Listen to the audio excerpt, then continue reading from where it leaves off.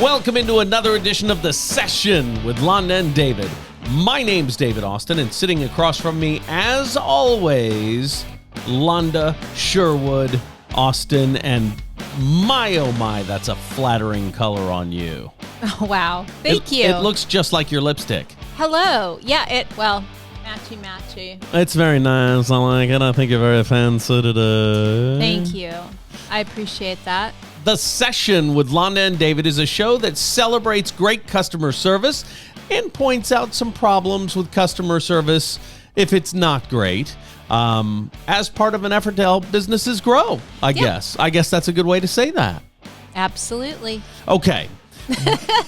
This is the show that follows the big Memorial Day weekend, and I'm fascinated by the difference in media coverage about social gatherings now that people have been double vaccinated. About 48% of the nation, according to the media, has been double vaccinated, and cities and travel open for business. The Indianapolis 500 had its biggest attendance in years, over 130,000 people, I think they said. 130,000 people at the Brickyards, I guess. I don't know. I'm talking about it like I know the name of the racetrack there where the Indy 500 There is. was a pretty pink car. There was. That's all I know. And the guy who won climbed the fence, and they called him Spider-Man over the weekend. It was great. And our friends, Doug Thomas and Katie Copeland, would be so disappointed in us right now because they're huge NASCAR fans. And they know the skill level it takes to turn left over and over and over and over and over again until you've won a race. I do not know the skill that's involved in that. I don't. I have no idea. As I mentioned, I saw there was a pink car. It was cute. And that's all I know. The reason I want to talk about that is because they said this was the biggest travel weekend since the pandemic started a little over a year and several months ago. So I'm interested to know what people's experiences were like. The TSA checked 7 million people through over the weekend. And this is when I wish we were live because people could tell us. Well, okay. We don't need people to tell us because we've been traveling the entire time. I know, but I wish people could. In fact, we've had a few people say to us that we need to do Facebook Live while we're doing this. And then later, and if you know how to do that, I think that's a great idea. All we need is another stand. With a camera that runs through the board so they can hear the audio. I guess. Tell you what I'm going to do. I don't know. I'm going to buy a 30-foot long USB-C cable that'll plug into my phone so the sound goes right into the phone and I don't have to lay the audio from the board in later. Maybe we can do Facebook Live as a result.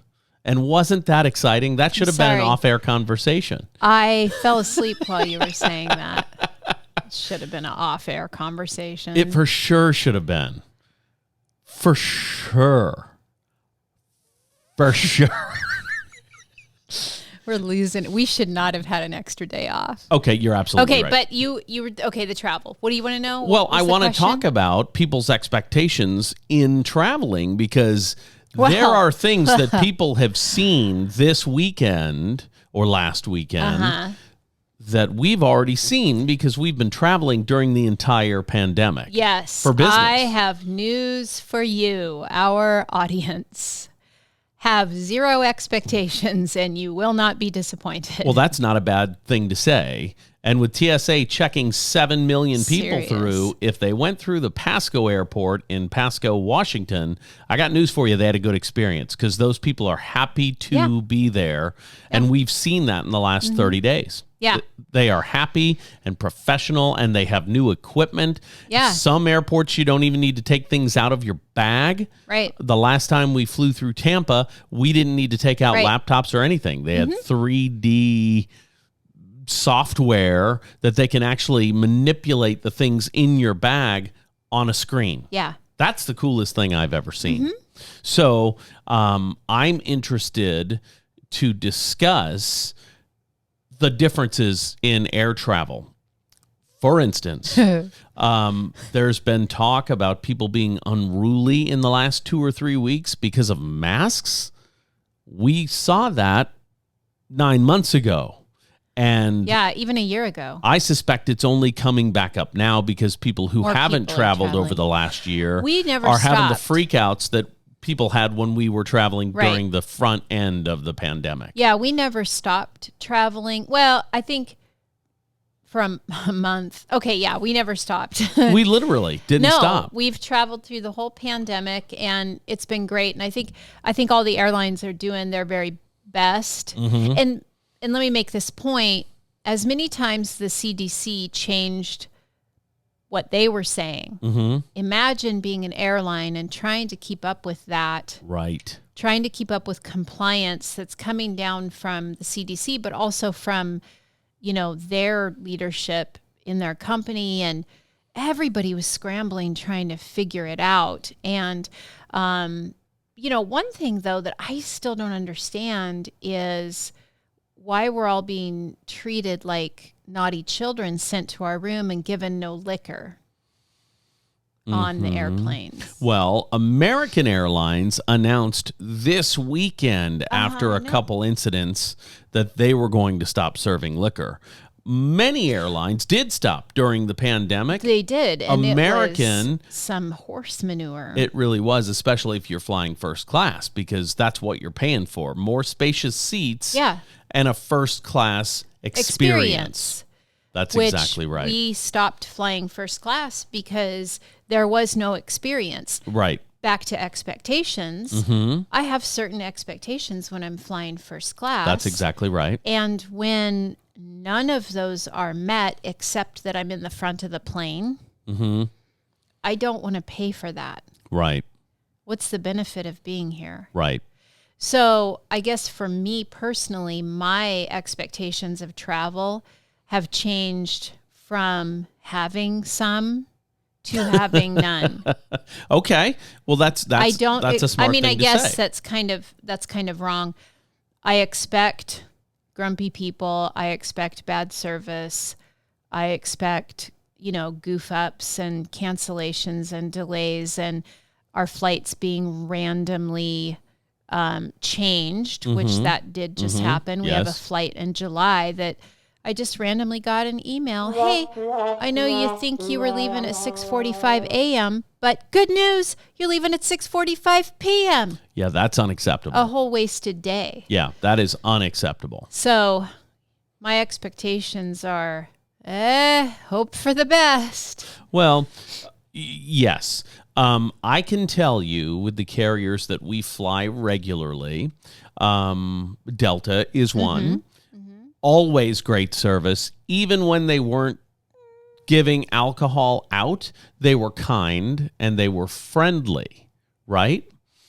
Alaska also kind of utilitarian on Alaska for me. Kind of, they're there, they're doing it. We're going to be on an Alaska flight in about 10 days. Yes, we've flown Alaska probably only 2 or 3 times during the course of the pandemic.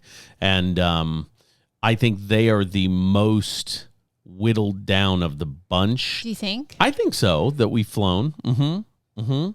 Well, we haven't flown United, which is like the discount ticket. I think we did fly United airlines. once, we did not like it. Yeah. And we flew Southwest once. It wasn't great. Straight trash. I don't want to fly I've always Southwest loved again. Southwest, but I don't know what happened that flight. Well, here's what happened that awful. flight. We thought there were no middle seats being sold. There were. We paid extra to board early, which we weren't able to board 6th in line or whatever we paid to be able to board.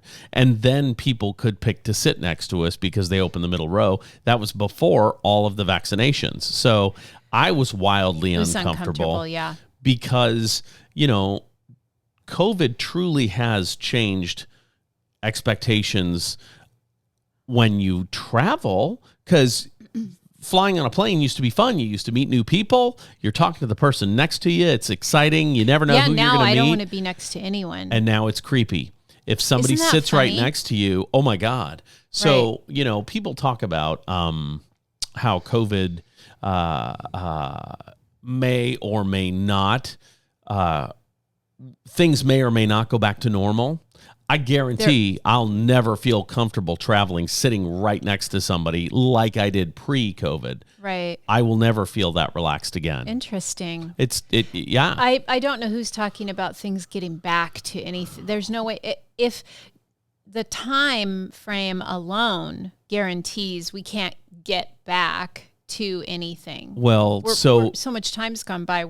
It just has to all be new going forward. So I'm talking about the tenor of media over the past week dealing with the Memorial Day weekend. Mm-hmm. If you listen to the Today Show or Good Morning America or CBS This Morning, mm-hmm. it sounds like everybody's back to normal. People are hugging and high-fiving in public, partying at the beach, getting all clustered together, and acting like there's no big deal.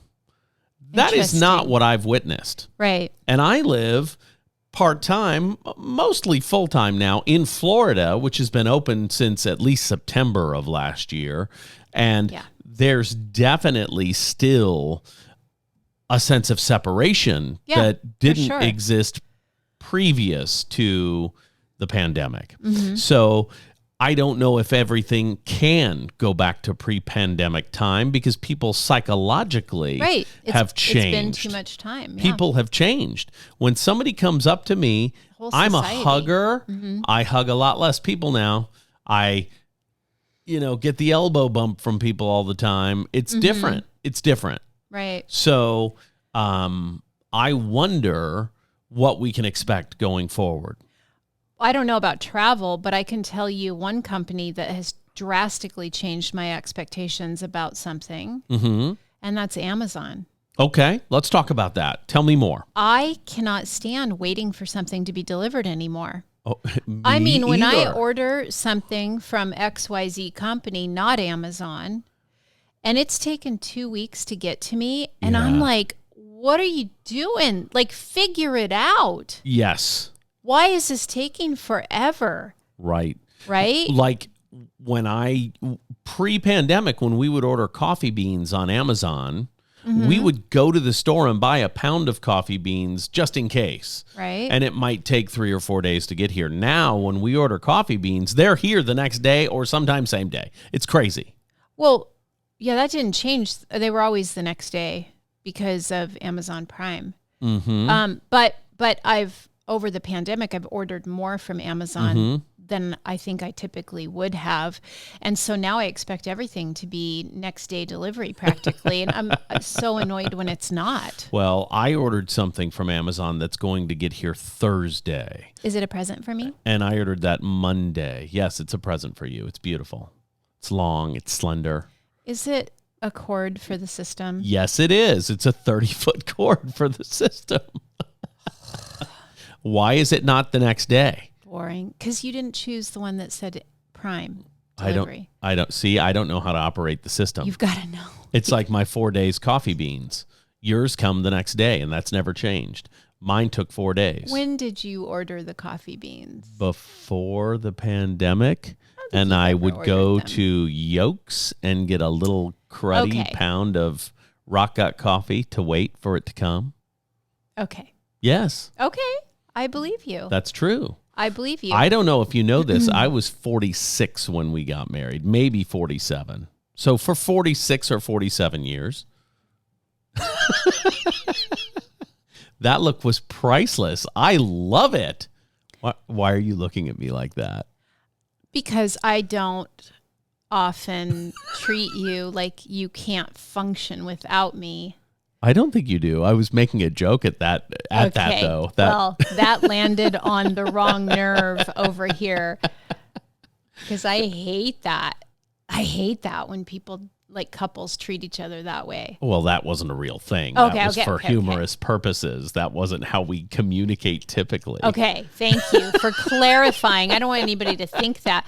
So what other expectations have been changed due to the pandemic? Well, I think face-to-face interaction and communication, like you were saying, you want people to keep their distance a little bit. Yes. So I'm a little more conscious of the fact that they may have the sniffles than I ever had been before. Interesting. Well, I feel like I get stared at all the time because I've got the cough variance asthma, and I never know when it's going to kick up, Right. you know? And so we'll be in a restaurant or something, and I start coughing, and like everybody's staring like I've got, you know. Full-blown AIDS. Bitten by a capuchin monkey. Yeah, something. Yes.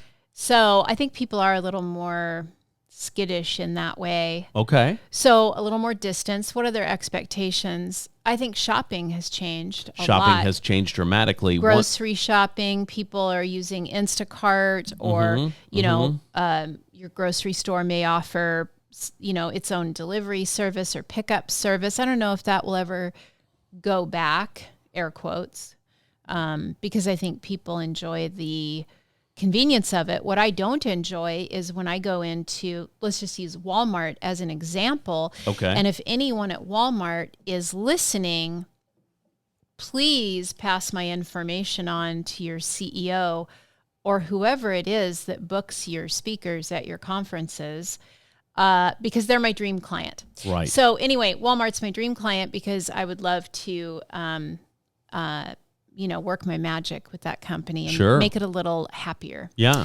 Anyway, so I go to Walmart. I like to go into stores for my grocery shopping. Right. I don't like to do Instacart or order online. But for fresh groceries. Yeah, for fresh groceries. Okay. The problem is I'm fighting 18 Walmart employees who are shopping for everyone else. You know, that ticks me off. You're absolutely right. And they're not polite. No. Nope.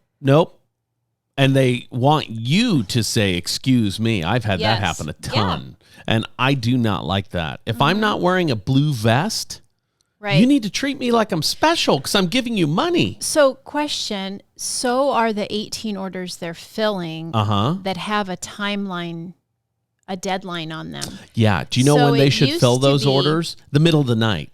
Right. They should fill those orders at night. I understand, and I agree with you. It used to be, and I think this is a really good principle of customer service, the person standing in front of you is more important than the person who's not there. Meaning, if somebody has called in an order or ordered online or they're on the phone, they're going to wait for the real live person who's in front of you.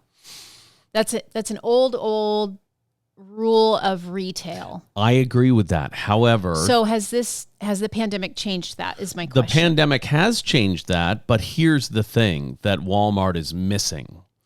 Walmart's retail outlets are treating online shoppers like they're in-store shoppers, and that's a mistake. They need a separate facility to fulfill online orders. That would make it seamless. I see. And let's now talk about Amazon, right? Amazon is not in a physical location where people are walking through the aisles typically, and when they are, I've been to an Amazon grocery store in Seattle. Right, so have I. They're not fulfilling Amazon grocery orders inside that store. Right. And those orders are happening elsewhere. Am I remembering You walk correctly, in and scan your phone in a turnstile, and everything you pick up goes into your cart is automatically rung up on your phone. Walk out. That's exactly right. That's right. I remember that. That's right.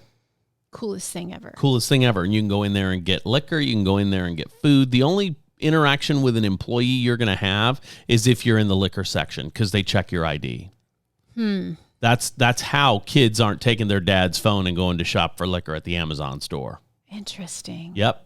That's exactly right. I do think it's a really cool concept, but I like people too. So, well, okay, but here's the good news. Your phone, you're not scanning it. There's no scanning device. Right. Somehow, electronically, it's talking to your Amazon cart. Yeah. Which is in your phone. Well, I'm thinking, though, of now not having interaction with humans as I'm in this with employees, right, in the store. And that's exactly self-checkout at Walmart. Which I don't do. I don't do it either because I'm there for customer service. I hate it for so many reasons. One, I like people. Yes. I like seeing the person who's scanning my groceries. Yes. Because, honestly, I want to see if I can be a bright spot in their day. Okay. Because I think most people go through the grocery line and don't really think about the person scanning the groceries. I do. And I'm genuinely interested. How's your day been? Right. How far into the shift are you? Yeah. I love your smile. Whatever. I want to make it a positive interaction because Absolutely. Working in retail, you can start to hate people. Mm-hmm. You hate the entire human race after a while if you're not careful, right? Okay. Yeah. Oh, yeah. I can't relate to that, but go. go. Everybody I know who's ever worked retail. Except your goofy husband who's like he's been hit over the head with a stick. You love everybody. Yeah. I know, and I love that about you. I've had experiences now. Let me walk that back a little. I've had experiences where like angry moms are smacking their kids around in my store and it makes me wildly uncomfortable. And then they may cuss at me because I have to say something. I've had that experience. Mm-hmm. That doesn't make me hate people. That's a freak incident. Do you know what I mean? Right. I'm talking about the other 99% of the population. Yeah, I'm a weirdo. So you've got to work at being nice and that kind of thing. So I don't do self-checkout for that reason. But I didn't take the damn training. Right. I didn't take the training. I didn't go, as you always say, I'm not wearing a blue vest. That's exactly right. I'm not there to check somebody out. I didn't turn on my light and start working my stand. Exactly. I don't know what I'm doing. I don't want to do this job. I didn't sign up for it. It's interesting that you say that.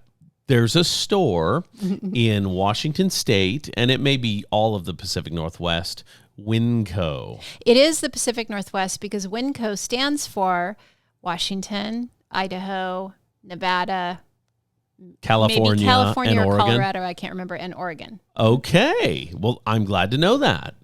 I won't shop there because they have you bag your own groceries, just like Aldi does here in Florida. Right. No, thank you. Right. Nope. I don't know what goes into what bag. I don't know that meats now I like don't bagging go my own with groceries because it takes bottles. me back to high school.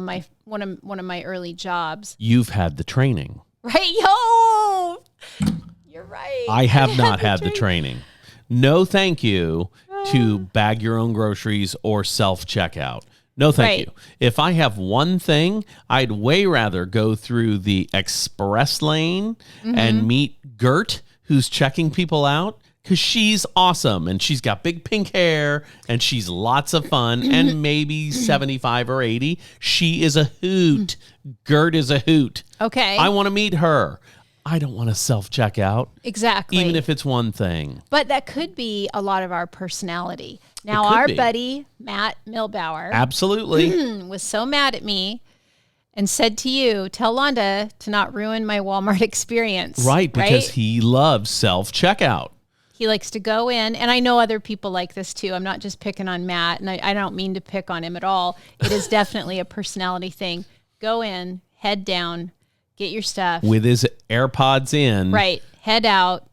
Don't talk to anybody. And I guarantee at least once he's done the Walmart shopping experience listening to this podcast. That would be so cool. He has. I know for sure. There have been moments where I've wanted to be left alone in the store. It's rare, but I'll put my AirPods in, but won't turn anything on.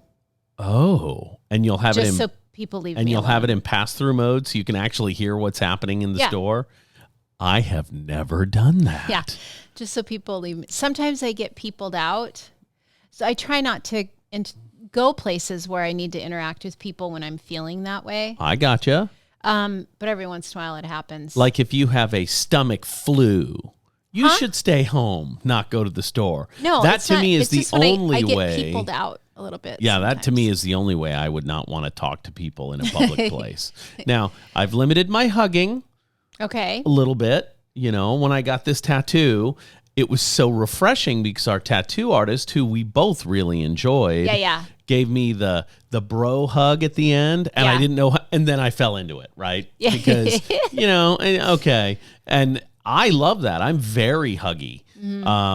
But it's been weird because of the pandemic. I don't know what to think about it. You know what I mean? So our travel expectations are different. Our shopping expectations are different. The whole mind shift in our society, I think is bringing about some of these. And do you think people will continue to, stay at home more, stay isolated more, do more things online, work, play, shop? Or do you think there will come a time that people start to get hungry for interaction again? My answer to that question is that's already happening. People are hungry for interaction. Yeah, I believe so. And if you live in a place like Kennewick, Washington, people there are a lot more skittish, I would guess, than people here. Just due to being in Washington State. Yeah, because the state was locked down longer, right? Yeah. My kids, who I would classify in the Hour. Yes, thank you. Thank you. Hours. I would consider the bottom, the youngest group of them, 21 and under, 22, 23. How old's Caitlin? 23? 23 and under, that group. You from better James call them down. our kids because I know how old they are. Right. From James down to David. Okay, 18 to 23. That's right. I would say they're in the woke generation, right? And I would say that group is much more mask conscious than the older set. And you can see it with Ada and Caitlin and Benjamin and David all freaked out around people without masks on. Will that change? And if so, how soon? I don't know. I know that now that the CDC says you don't need a mask if you've been double vaccinated. One of the kids, I don't want to say which one because I don't want to, embarrass anyone accidentally. Sure. But one of them said to me, I've gotten so used to wearing the mask, it's almost like a security thing now. Well, and I believe that. They feel a little too exposed without it on. I absolutely believe that. Yeah, I do too. And so I would guess, I don't know which one of the kids said that to you, but I would guess it's in the younger set. I would guess. Yeah, for sure. And they are militant about have your mask on. That's been an identity that they've had now for the last 9 months minimum. No, it's been longer than that. It's been since March of 2020. Yeah, but early on, the CDC was like shelter in place, maybe masks. We're not sure what it's going to do. However, most of them worked jobs that required it right away. That's right. And so they just got used to it. So those expectations are changing. What else? Well, that's a big thing, especially in that younger set, because they have had to, through their jobs, follow very strict protocols. Yeah. And I don't know, because I'm not in the generation that has had to do that, right? Mm-hmm. I don't know how they're going to feel. This is interesting. I haven't even considered this. How will they feel now that the CDC says, okay, you're good with no mask? I don't know. I don't know. We need to talk to some 18 to 23-year-olds. I think you're right. Find out. I think you're right. And we need to not talk to 18 to 23-year-olds from Florida because they haven't been wearing masks really unless the business told them to. You say that, but honestly, most everyone in Florida that we've seen, and we travel all over Florida, have been wearing masks until this last weekend. Well, and traveling is different because even though the CDC says if you've been vaccinated, you don't need to wear a mask anymore, you're protected, unless you're on a plane or in an airport. That makes no sense to me. You don't have to social distance anymore. You don't have to stay 6 feet away. Unless, of course, you're in an airport, but if you're on a plane, you have to sit right next to someone who's a stranger. But wear your mask. It'll keep you safe. Is that age group, not only everything we've been talking about, but do they tend to be more sensitive to the needs of the people around them? I feel like they're more sensitive to the needs of their people, like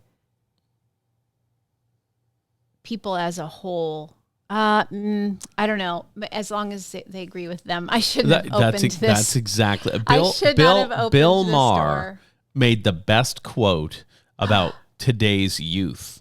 Bill Maher, who is a very liberal political commentator, he said about his own household, he is considered the tyrant in his household, even though he is super left-leaning politically, because he's not woke. And what he says about his own children is a pretty good summation. It's a pretty funny quip. He says the woke movement is wild about diversity unless it's diversity of thought.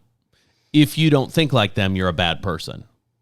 And that is a pretty good social commentary. And yes, if you look at some of the social network things that the kids post, they're very judgy about people that they don't think are carrying the same level of standards in their lives as they should. I don't know. I think all that has to be thrown out when you work with people. When your paycheck is attached to meeting the expectations of people, in one way or another, then you better be ready to roll with the punches. Yeah, you got to throw all that stuff out. There's not room for judgment. Here's what I would say about that. Here's what I would say about that. If you're in any kind of public position, that could be a sales job, that could be a frontline worker at a bank, that any kind of sales position, you better be comfortable talking to all people. Very true. You can't be uncomfortable talking to people who say don't look like you. Right. Because people who don't look like you are going to come into your place of work. Okay? This kind of goes back to what we were talking about maybe on the last podcast about kind of not judging a book by its cover. You don't know really, what people are all about based on. And you can't have preconceived notions about your customer base, because you're going to lose a deal if you do. I'll give you one quick example in my own personal life. When I was in my very early 30s, maybe 31, I moved from Louisiana to Washington State. And I went into a furniture store in Hermiston, Oregon, because one of my neighbors told me, hey, David, if you go buy a large ticket item, go to Hermiston because they have no sales tax in Oregon. And I said, that's a great idea. Thank you very much. And I went to a place called Walker's Furniture in Hermiston, Oregon, walked in. I had an envelope with $10,000 in it in my pocket. You've been shopping with me for large ticket items. I budget it, and that's what I have, and that's all I spend. I walked in. Nice. Yep. I walked into Walker's Furniture, 30-year-old David Austin. I looked 9. Okay. Skinny, goofy David. Yeah. Right. I walked up to You looked like a kid, and then one day you were a grandpa. That's exactly right. It's crazy. So I walk up to this sectional that is, pretty nice. I think it was, let's say it was $3,800. Okay. Right. And I am talking to the sales lady, and I say, you know what? I'd like this sectional, please. And she says, great. Let me get our credit application for you. And I said, oh, no. I'll be paying cash for it. I don't need a credit application. And she looked at me and said, sweetie, you don't understand. It's $3,800. I'll get the credit application for you. And I said, you don't understand. You just lost a customer. Now I'm going to take my $10,000 cash in my pocket to a different store because you just insisted I couldn't afford this couch unless I was doing it on payments. And I will never go back to Walker's Furniture for any reason ever again in Hermiston, Oregon. I just remembered we weren't talking about it on a podcast. We were talking about it this weekend. Okay. With a group of people. And we were talking about being in sales and how you can't judge somebody's... The point we were talking about is their financial position is none of my business. That's exactly right. You keep selling, keep closing till they tell you they're done. Right. I can never assume how much they, quote, can afford. You just keep selling till they tell you they're done. And that's the concept we were talking about. And I told a story about my grandma who used to carry around like $10,000 or $15,000 in cash in her purse all the time. And she didn't look at all like she had that kind of money in the bank, let alone in her purse. Right. Well, apparently to this lady who didn't think I had the wherewithal to buy that stupid sectional. And that was the sectional that stayed behind when we sold our house in Washington. That big sectional in the basement, I bought right away. Yeah. And not from Walker's Furniture in Hermiston, because that lady messed up big time. She prejudged her client. I wonder if coming out of the pandemic and as we're interacting with people more and more, if some of those skills are going to have to be sharpened for people because they haven't been working with people face to face as much. Okay. I think so. And that's a perfect opportunity to talk to you about Sherwood Austin business growth experts. Yeah. Businesses can call you at 509-491-2663. Let me say that number one more time. 509-491-2663 to talk about consult, sales face-to-face on their showroom floor. Yep. To talk about sales in their frontline bank workers. The importance of offline and online. Right. Because both, if you can master both, man, that's amazing. In fact, I'm doing a workshop in Kennewick, Washington in about 2 weeks. And it's a closed workshop, so nobody can get into it, but except the people that are already in it. The people that are already in it. But and we're going to be talking about that very thing. And this is an industry that is very important, that they are very sharp in both their online and offline skill set. And so that'll be really fun. I'm excited. I'm excited to be able to travel and have an audience. To actually be in front of people again is going to be amazing. I've been looking for my audience my entire life. And here I am. We were just talking with our friend, Melanie Spring, and she was recently started doing live events again. She's a public speaker and a brand expert, and did her Speak with Confidence, I think is. Yep. And she did a live event recently for the first time in over a year and was just thrilled out of her mind because there's nothing like the interaction, with the audience. And so I wonder if there'll be a surge in live events as well. Oh, maybe. I mean, people, was it the Indy 500 that just happened? Yep. I mean, it was packed, right? Record setting 130,000 people. 130,000. And they were selling the middle seats. They sure were. If you looked at that stadium, it was impressive. Yeah, for sure. And there were like 6 masks in the whole place. Right. So obviously everyone there was double vaccinated. Right. Yeah, well, I don't know. It's NASCAR. Well, I don't know. I don't mean to be judgy. Sorry, I was being judgy. Wow. I apologize profusely. We have no idea. Let's assume they were because they, I think they must have been. Okay, sure. Or let's hope they were. Yes. And great. When we talked about vaccinations, no one has asked me for my vaccination passport. Right. Even though I've got it. Right. Now, Florida's Governor Ron DeSantis said we will not, as a government in this state, allow people to ask for that. That is unacceptable. Isn't it a HIPAA violation or something? I don't know. I don't understand how it works. No. HIPAA violations don't prevent someone from asking you for your information. They prevent doctors from sharing your information. Oh, I see. A doctor can't share that you've been double vaccinated without your consent. Well, I would get vaccinated if I could. I feel like it's not a good decision for me because of my autoimmune stuff. But you do. One of our kids, though, cracked me up the other day when they said to us, I identify as vaccinated. I thought that was hilarious.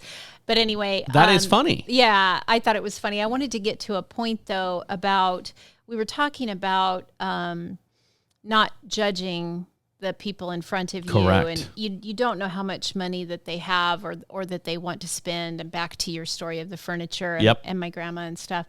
And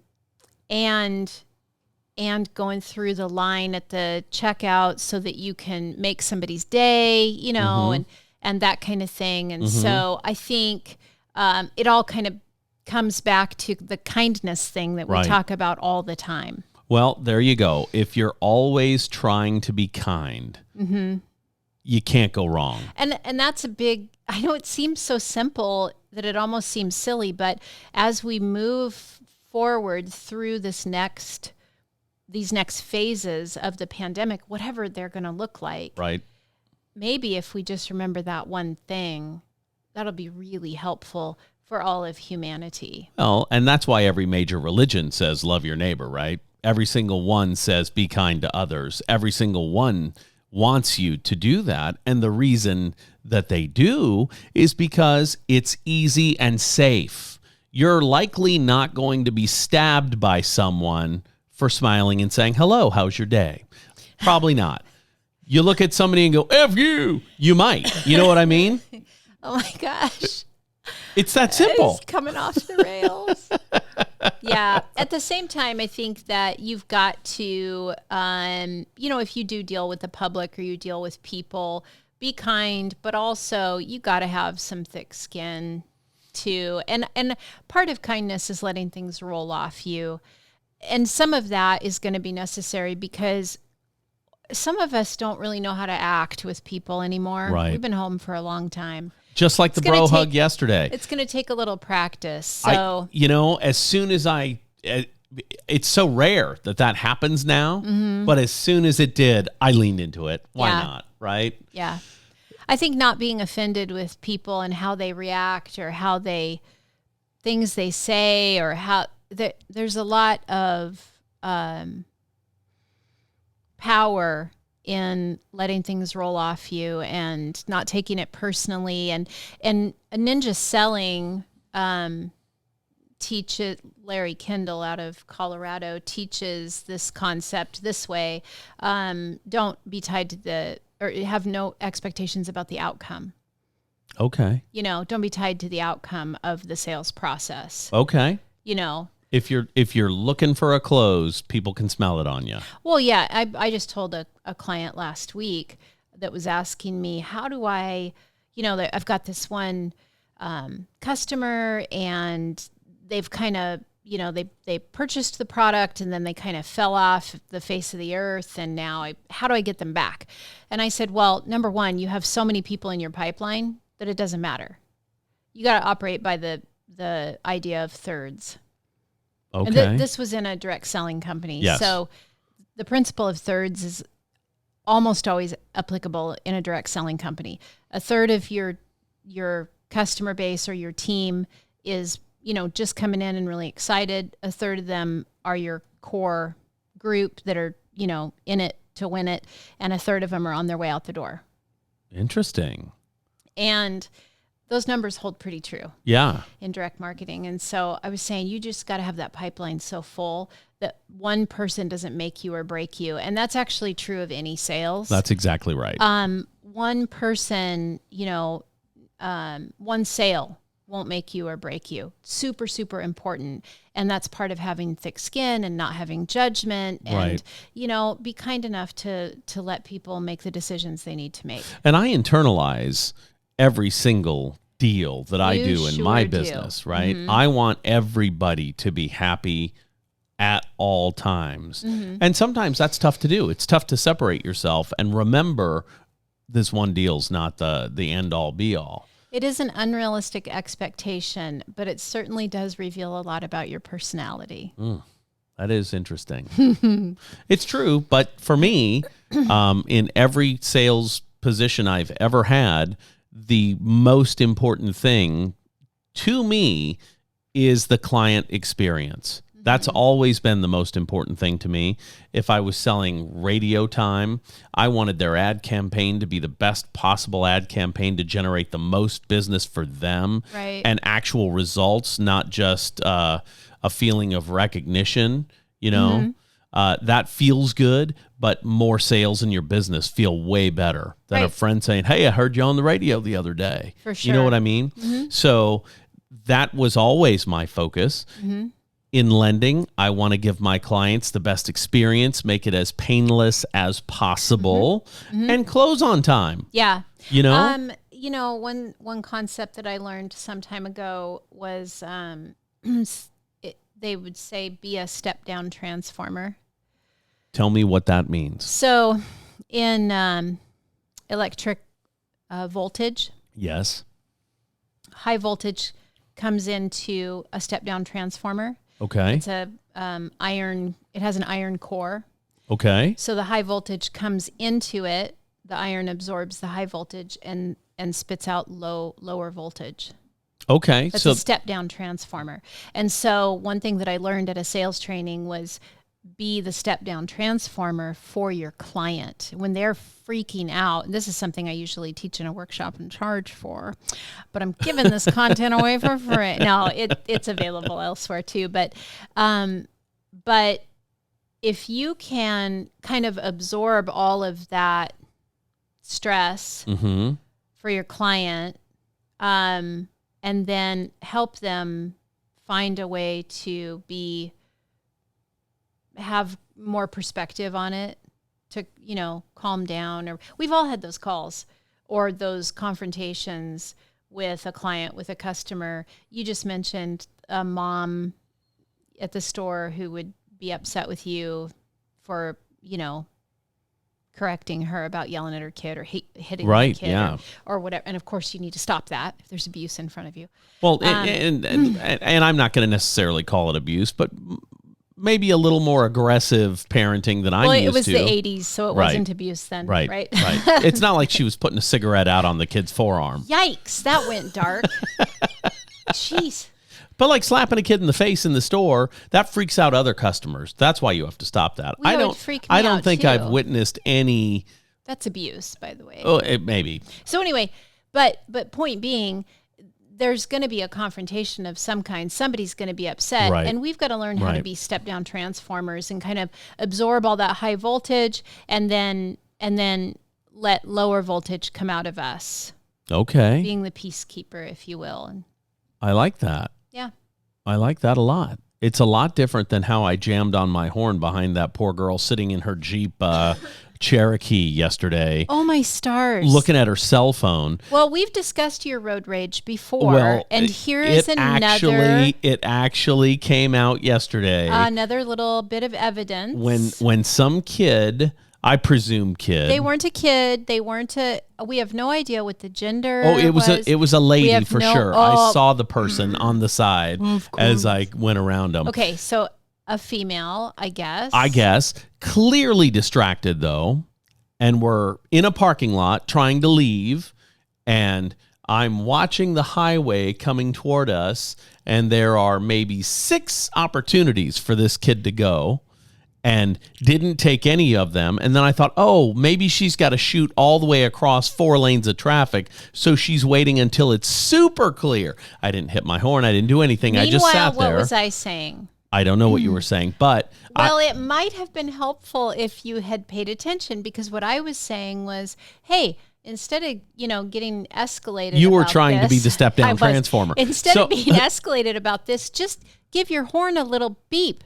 Just a quick little beep and let her know. She was just distracted. And I didn't want to do that until the entire roadway was clear, which it was, and she didn't move. And so I lost my mind and leaned on my horn, and I think I held it down for at least 5 or 6 seconds. You did. It was horrifying. But the girl got moving at that point. I don't know what happened there. It was shocking. But yes, I lost my mind. And then I thought, as we drove out of there, well, what if this person has a gun? Oh my God, did I just do something crazy that's going to get a shot? Was this after the movie? Yes. Oh, well, No. It was on our way to the movie. Oh. It was on our way to the movie.